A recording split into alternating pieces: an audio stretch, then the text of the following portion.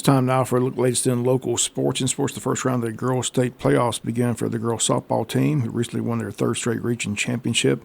Last year, a state runner-up finish, and now they attempt to make it back to Columbus and fight for a chance to win the state title this year.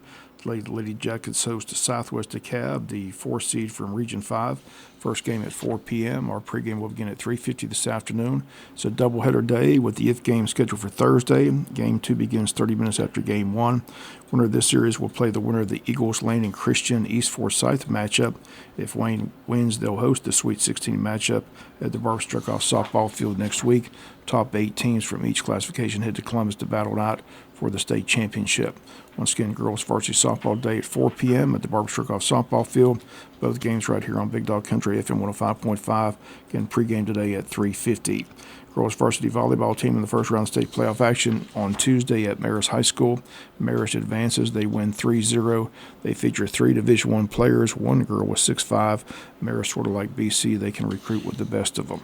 High school football Friday night at JC Stadium. It's homecoming night, and Wayne County will host Benedictine Cadets. Tickets available this week at Sheffield. It's also available at the gate Friday evening.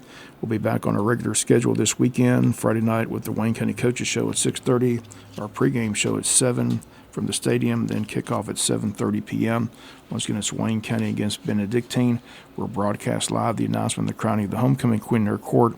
All that this Friday night right here on Big Dog Country, FM 105.5 FM. Recreation action continues last night in soccer. 8U soccer, Chavaria 5, Graham 0, Fuller 6, Orvin Lau 2, Ward 6, Morris 2, Myers 10, Kicklighter 0, Westbury 1, Meek 0, Manning 2, Martin 0.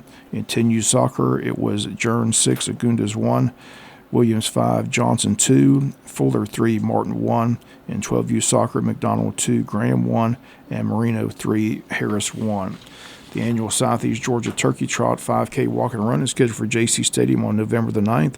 It'll be the 10th anniversary of the event. Registration will open that morning at 7 a.m. with the race beginning at 8 a.m. Early registration at active.com, or you can contact Miss Judy Beaver at 912-427-1096, extension 729.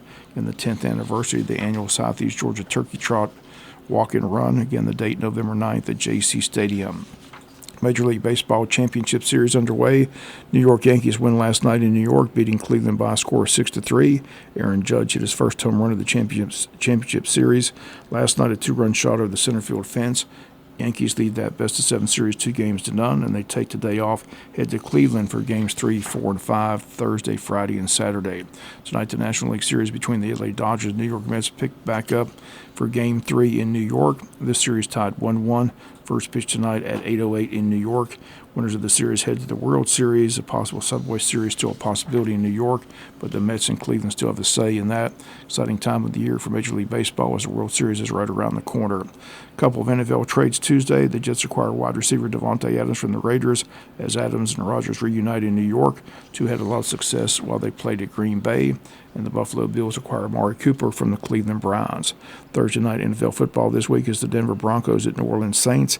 Former Saint head coach Sean Payton, now the head coach of the Broncos. He won a Super Bowl with New Orleans.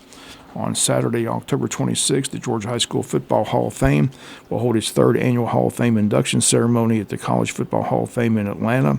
The third induction class consists of 30 former Georgia High School football players, and this year's class will include Wayne County's Lynn Haas.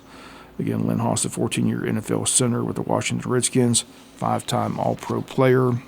As a high school player, he was the star fullback and linebacker of the Wayne County's Class AA championship team of 1959 and also the semifinal team in 1958. Haas made first-team All-AJC All-State honors both seasons. In the 1959 state championship game, he rushed for 140 yards and 3 touchdowns in a 36-7 win over Rossville. Also recovered 2 fumbles in a must-region win title game weeks earlier. He rushed for 110 yards and scored the winning touchdown. He was credited with 10 tackles per game as a senior. Coach John Donaldson, the head coach of the 2 state title teams, referred to Lynn Haas as the most vicious tackler he'd ever seen in high school. Lynn switched to center when he arrived at UGA by Coach Wally Butts. He was a 9th-round pick and still holds a Washington Redskin record for starting 192 consecutive games. His 1972 team made it to the Super Bowl under Coach George Allen. Lynn was inducted into the Georgia Sports Hall of Fame back in 1981 and was honored into the Washington Football Ring of Honor in 2002. Again, he passed away in 2021.